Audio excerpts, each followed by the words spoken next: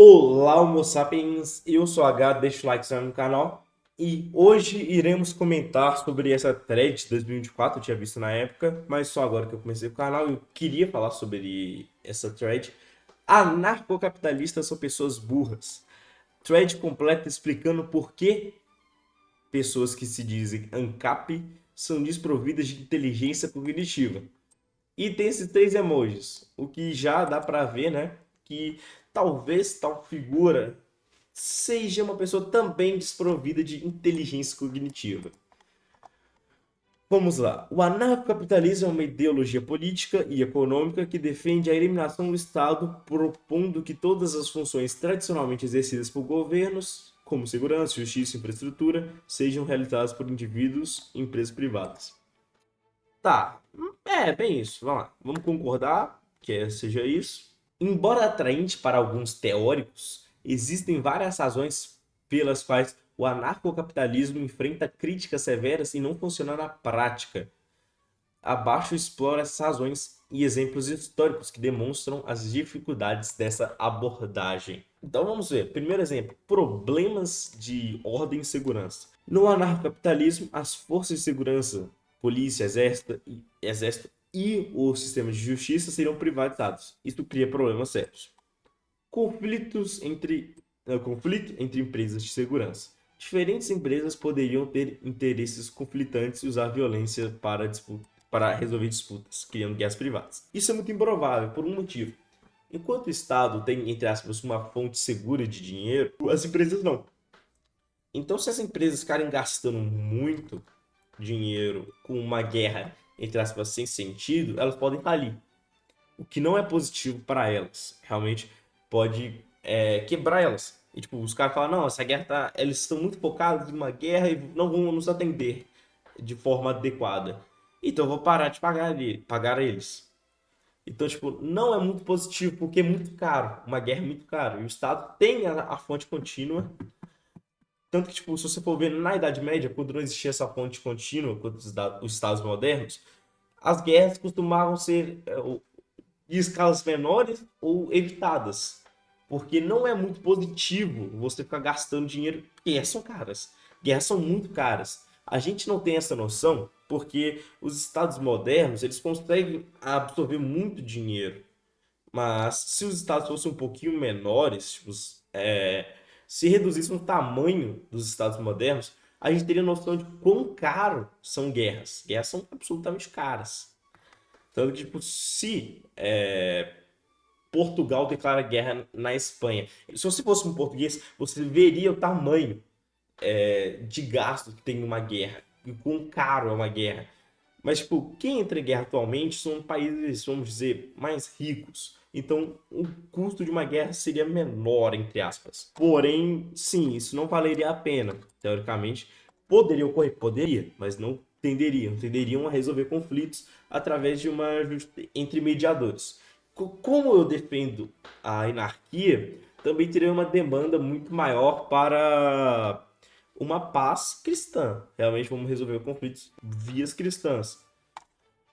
Durante a era dos barões ladrões nos Estados Unidos, final do século XIX, empresas privadas de segurança, como a agência Pinkerton, me lembra Red Dead 2, foram contratadas por corporações para reprimir trabalhadores em greve. Isso resultou em confrontos violentos, como o massacre de Homestead em 1992. Sobre o massacre de Homestead, o que ocorreu foi os trabalhadores, revoltados com as péssimas condições dadas pelos patrões, foram lá e tomaram a propriedade privada do patrão para eles. Não estou defendendo o patrão. Eu acho que os patrões deveriam ser bons, principalmente de uma perspectiva cristã. O patrão tinha que ser, tem que tratar bem o seu funcionário. Eu defendo essa humanização porque todos somos filhos de Deus, então todos são dignos de ser bem tratados. Eu concordo com isso. Todo mundo tem o direito de ser, não direito, né? Não defendo essa perspectiva de direito, mas tipo, todos deveriam tratar o próximo muito bem. Eu concordo. Porém, quando você não é tratado bem, eu discordo da perspectiva que não, vamos então invadir e tomar a propriedade do outro. Isso daí eu discordo, porque, tipo, mas se ele não faz isso, eu sou a favor dos funcionários saírem da empresa. E, tipo, em uma cidade cristã, teria. realmente diversas empresas cristãs que atenderiam bem os funcionários. Claro que esse não seria o cenário deste Estados Unidos de 1892, que era um país cristão, mas tipo, começou a desvirtuação, né? Sei lá, a perca das virtudes cristãs, principalmente no norte, né? Com a guerra civil e tal, tal, tal. Aí o norte estava industrializando e começou a perder os valores cristãos, se tornando meio que substituindo Deus pelo dinheiro. Esse foi o cenário, principalmente do norte-americano. Não é norte-americano, né? É norte dos Estados Unidos. Mas, então, os Pinkerton, nem foram os Pinkerton que começaram, foram literalmente os trabalhadores que começaram tirando os Pinkerton. Os Pinkerton iam remover os trabalhadores das fábricas, que estavam, da fábrica, não é fábrica não, era uma mina, eu acho, ou fábrica, não importa. Eles iam lá, tirar os trabalhadores que estavam lá, tinham tomado conta do lugar, já que não é propriedade deles. Os Pinkerton chegavam, ia tirar os caras, só que os caras começaram a tirar os Pinkerton primeiro. Acesso desigual proteção. Pessoas ou comunidades pobres teriam poucas ou nenhuma segurança. Você está descrevendo a sociedade estatal? Você está descrevendo a sociedade estatal, né? Segundo, teria mais acesso a porte de armas. Então, não. Teria demanda, tipo, interesse coletivo de ter uma empresa local que atendesse a população. Então, teria uma segurança mínima, mas claro que não seria a mesma, sei lá, da região mais rica do país. Porém, é igual ao Brasil, igual todo país, né? Não existe uma segurança, uma região que é. Não existe um país que é segurança universal. Mentira. Não existe. Eu ia falar mentira, sei lá, um país lá todo ferrado, tudo, não tem nenhum lugar tem segurança, mas qualquer país tem, sei lá, um lugar que tem a mínima segurança e outro que não tem nada de segurança, ou pelo menos pouca segurança mesmo. Então, tipo, é desigual, a segurança é desigual. Isso é algo natural. Não vem falar abobrinha, porcaria, porque isso é normal. Quantos ricos poderiam comprar proteção armada, aprofundando as desigualdades. Comunidades pobres teriam pouca ou nenhuma segurança. Cara, vai pro Rio de Janeiro, vai para São Paulo, vai pro Brasil. Onde é mais rico, tem melhor segurança. Onde é mais pobre, tem menos segurança. Não tem, isso é algo natural, pô, isso é óbvio. Inclusive, como o anarcapitalismo proporcionaria às pessoas acesso às armas mais facilmente, e também a cristianização universal, que é minha ideia, seria mais seguro pela cristianização universal, ou seja, as pessoas teriam mais pessoas cristãs de verdade, ou seja, diminuiria a criminalidade de forma eficiente, porque a forma mais eficiente de derrotar a criminalidade é com Cristo. Tanto que a maioria das pessoas, a forma mais eficiente de fazer um cara que é criminoso sair do crime é Jesus Cristo. É a forma que é testada há séculos, há milênios, não milênios, é mais de um milênio. Então, sim, Jesus Cristo é a melhor forma de você reduzir a criminalidade. Além disso, ter acesso às armas. Então, seria muito melhor que o Estado brasileiro moderno.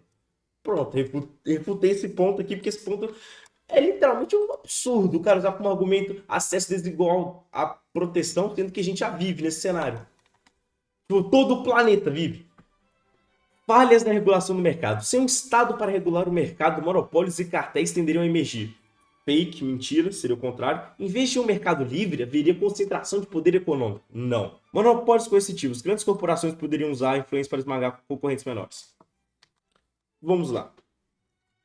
Uma empresa grande vai e tenta esmagar os concorrentes pequenos que tem perto. Isso é custoso, mas eles vão ver que eles conseguem. Eles não conseguem implantar isso no cenário mundial. Então vai surgir outras empresas de tal ramo, provavelmente em algum momento, no longo prazo, vão chegar e vão destruir, vão chegar naquela região e vão conseguir vender tais recursos com um preço melhor e concorrer com elas. E, tipo, aquela empresa grande não vai conseguir derrotar essa, porque essa também é grande. No longo prazo não funcionaria. Além disso, tem o interesse coletivo. Não é de interesse coletivo que existem monopólios que destroem, sei lá, matam ou destroem a estrutura de concorrentes.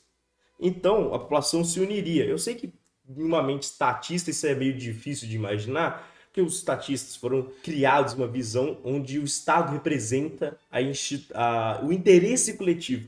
Só que isso é um mito, porque o Estado diversas vezes contradiz o interesse coletivo e representa o próprio interesse. E como isso ocorre, essa mentalidade é muito perigosa, porque essa mentalidade cria uma não união da população, porque a população acha que o Estado vai refletir seu interesse. E por isso a gente não vê união de pessoas para defender o seu interesse. Uma união de verdade de pessoas para defender o seu interesse. Por quê? Porque o Estado diz que representa o interesse, mas não representa. Então as pessoas se enganam e acreditam que o Estado vai representar, mas não vai representar. Então o interesse não é representado pelo Estado, é representado pelos indivíduos que fazem parte de tal coletivo. Então, por que eles não se unem para derrotar pessoas que vão contra o seu interesse? Isso já aconteceu diversas vezes. Pô, a Revolução Americana foi isso, carambós. Exemplo, durante o mesmo período dos Estados Unidos mencionado acima, século XIX, final, corporações como a Standard Oil controlavam setores inteiros. Qual o problema de uma empresa ter um grande poder no setor inteiro? Inclusive, curiosidade sobre a Standard Oil, ela conseguiu isso por questão de eficiência. Por questão de eficiência, foi pura questão de eficiência. Tanto que quando ela foi dividida, ela não estava no seu auge, ela estava em decadência. Então, um monopólio, que quando o Estado foi derrotar ele, era um monopólio em crise, ele já estava acabando, já estava morrendo. Isso prova como o livre mercado consegue derrotar os monopólios. E a maioria dos monopólios que existem hoje são questões estatais. São por conta do Estado, cara. Por que você acha que a Coca-Cola é quase um monopólio existe até hoje? Porque o Estado fica dando dinheiro para ela. O Estado sustenta a Coca-Cola. Porque grandes empresas, gigantes, multinacionais, tal, tendem a ser muito mais ineficientes. Vamos lá, eu acho que elas conseguem durar por 50, 60, 70 anos. Só que sua ineficiência é porque é muito grande. É um esquema tão grande e gigante que não dá para se sustentar empresas grandes assim. É muita ineficiência. Porém, o Estado ajuda. Se o Estado não ajudasse, essas empresas quebrariam naturalmente. Então, não teriam empresas grandes, como a gente tem, que não quebram nunca. Elas teriam um período que conseguiriam ficar grandes, sei lá, 50 anos, tem a sua ascensão, começa a cair, quebra. Coisa que a gente não vê, não tem essa quebra. Porque o Estado e o sistema financeirista americano, no Brasil seria o sistema corporativista, ficam financiando elas. Então, quem sustenta os monopólios é o Estado. A ausência de bens públicos, infraestruturas como estradas, saneamentos e saúde pública. Tirando a saúde pública, estradas, saneamento, estradas. Estradas existiriam publicamente, seria de forma pública. Por quê? Porque existe interesse em ter estrada. Existe interesse, óbvio, em ter uma estrada. Você quer que tenha uma estrada? Você quer que tenha uma estrada. O cara que vende, o dono do bar quer que tenha uma estrada para ele conseguir chegar à cerveja que ele vai vender, ele quer. Existe um interesse coletivo óbvio de ter uma estrada. Então o que vai acontecer? As pessoas vão se unir para construir essa estrada ou fazer manutenção nessa estrada. Provavelmente lá a igreja vai pedir dinheiro dos fiéis, falar, vamos construir uma estrada, vamos pegar voluntários e precisamos do dinheiro dos fiéis e alguns voluntários. A igreja local pode fazer esse serviço, pode organizar os voluntários e o dinheiro doado para pagar a construção da estrada. Então, sim, é óbvio que isso é possível com estradas. Saneamento, empresas privadas podem produzir tal serviço. Saúde pública. Saúde pública, vamos dizer que está falando do SUS. Cara, o SUS não existe nos Estados Unidos. Os Estados Unidos têm um sistema de saúde, vou dizer, ruim. Apesar que é mais ou menos, eu não sei se é melhor que o Brasil ou não, mas para a população média é bom, mas dependendo se você não tem dinheiro é muito ruim mesmo. Mas saúde pública não existia, saúde pública não existia até o século XIX. Até o século XIX não existia saúde pública. Essa era a realidade do mundo. Então, tipo, não é uma coisa intrínseca da civilização humana ter saúde pública. Não é algo intrínseco. Tanto que até hoje os Estados Unidos não tem. O problema dos Estados Unidos é a intervenção do Estado também no quesito da saúde. O Estado começa a financiar muitas empresas e fazer medidas que geram uma distorção econômica absurda que prejudica a população americana. Tem toda essa questão, que favoreceram monopólios.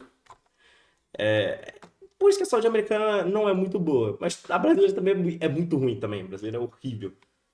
A inglesa também é horrível. A canadense, eu tô com gripe. Você já pensou em cometer suicídio? Ah! Esse aí é a saúde pública, o sonho desse cara. Esse é o sonho do Miguel Brasil, Ucrânia, preto, amarelo e branco. Dificuldades na resolução de disputas. No anarcapitalismo, os sistemas jurídicos seriam privatizados. Isso levanta várias questões. Eu não creio em um sistema jurídico privado. Para mim, esse é um dos principais problemas do anarcapitalismo, porque eu não consigo imaginar como seria escolhido.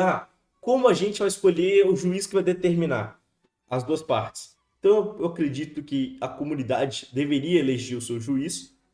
Tipo, as pessoas que fazem parte da comunidade iam lá, não, eu quero que esse cara seja juiz, vamos votar.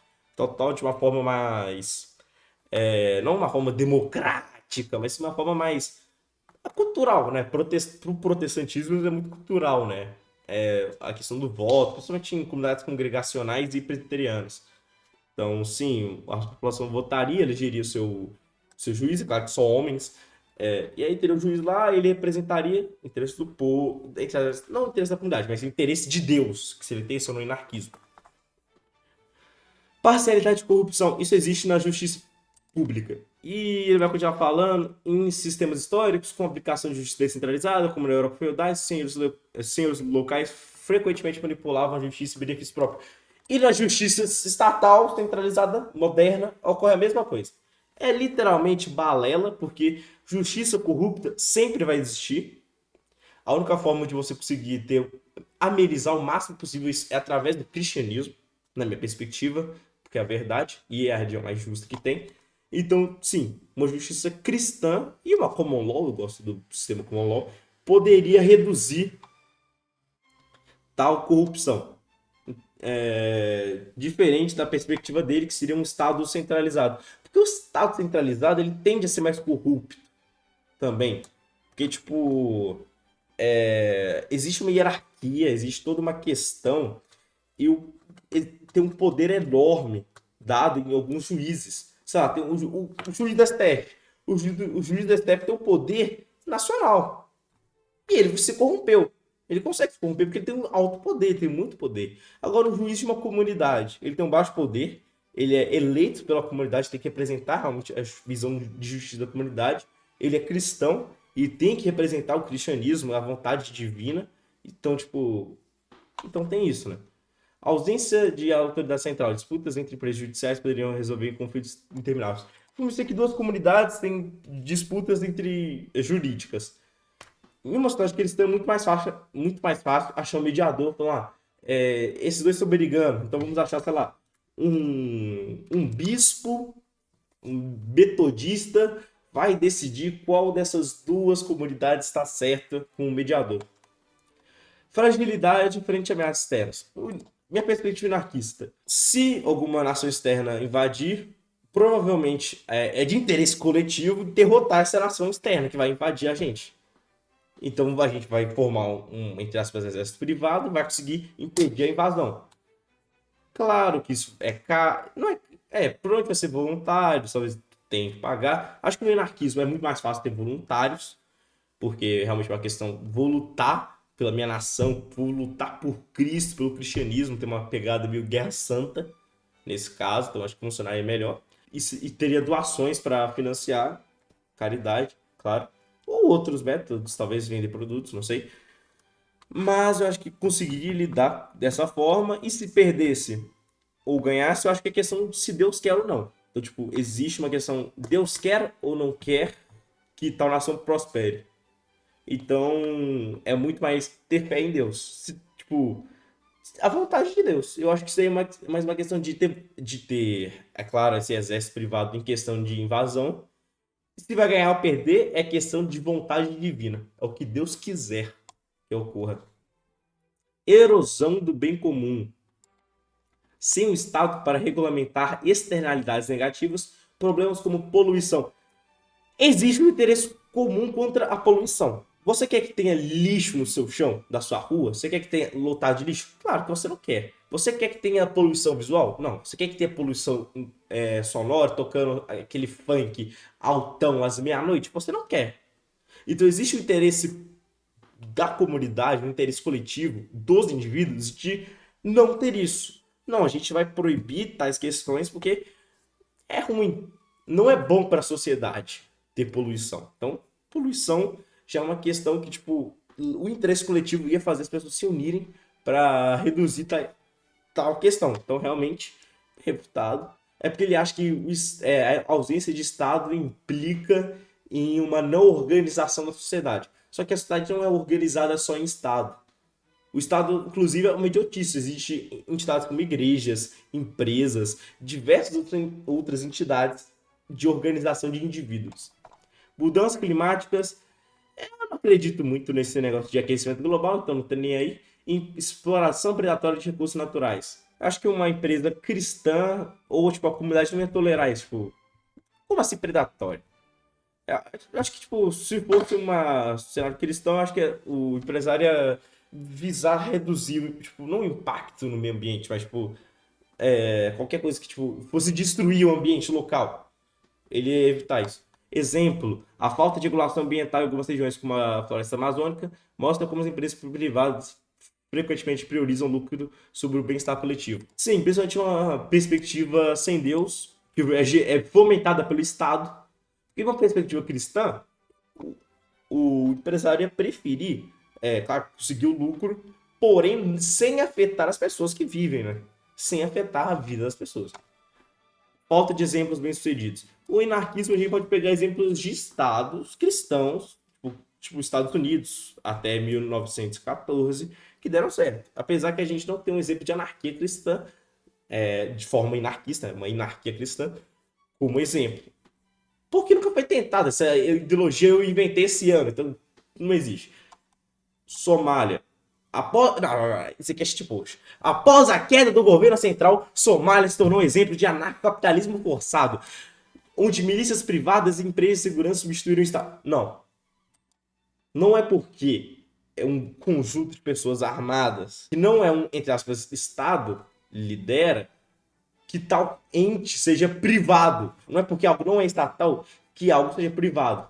Sua implicação é burra, retardada. Perdão pelo palavreado. Mas você literalmente disse.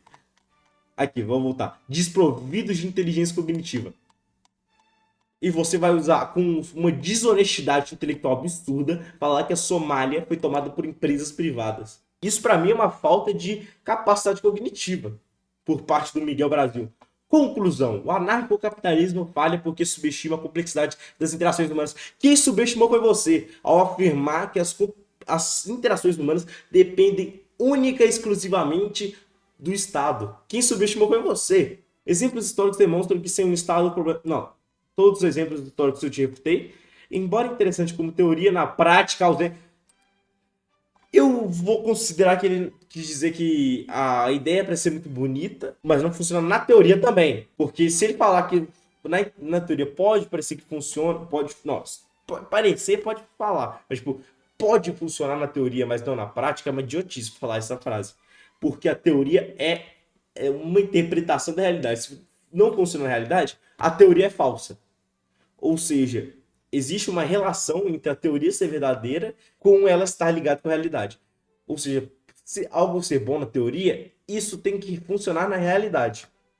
Além disso, que ele falou de não ter sido testado, nenhum país que seguiu as ideias que o MBL defende deu certo. Algum país bem sucedido pode ter adotado algumas medidas da MBL, não todas, porque nenhum país é tão esquizofrênico e lápide para adotar todas as medidas do MBL.